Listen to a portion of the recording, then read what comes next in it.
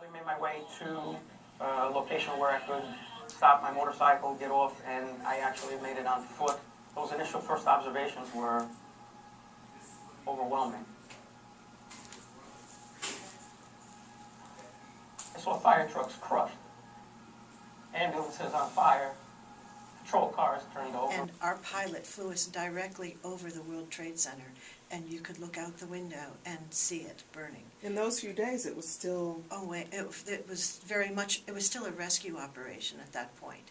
And it looked as if the bombers had taken the color out of the city. It was black and white, it was gray. It was, again, a surreal experience to see it, and the plane was completely silent. How long did you stay in New York? I stayed there for a week. I was a faculty member at the University of Mississippi at the time, and they gave me a week to spend in New York, and that's how long I stayed. And you're a mental health counselor. I'm a mental health counselor. What were you able to do in a week, Abby? Well, I worked with families of survivors, and I worked with men and women who were now parents of orphaned children, whose brothers and sisters had lost their lives. And I talked to one woman who'd said to me that she and her husband had never been able to have children, and now they had 5. Trying to protect myself by speaking out to the world what happened to me.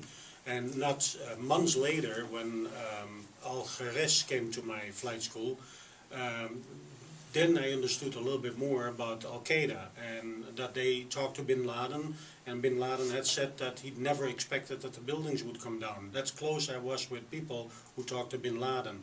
And after that I wanted to know more about Al-Qaeda. And then after I transmitted all over the world, no more Muslims in my school, I realized that, you know, it's only a small group, Al-Qaeda, and not Muslims. And have you changed your mind? Because I remember in your book, you write that. At that time you said no more Muslims allowed in your school. If I would have a flight school right now, I would do a double check, period, and I let the government check it good.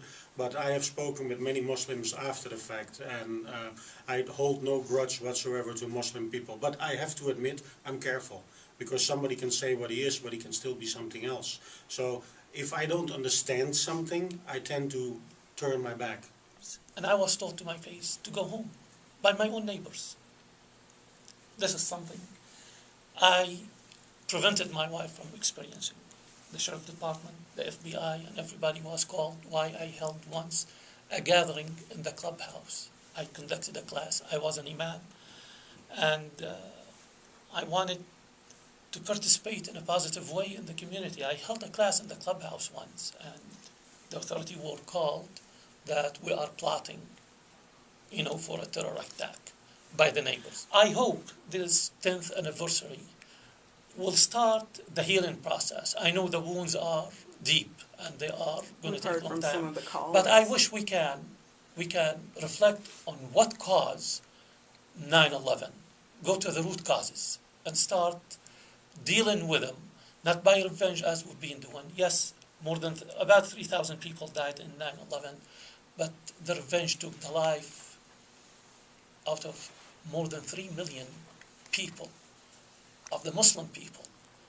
When are we going to start, thinking about that and stop this cycle of revenge? Because the Muslim will revenge again. There will be lunatics somewhere in the Muslim world who will revenge, and the cycle will never stop. You've given us a show idea for another day. Thanks very much, Imam Al-Darsani.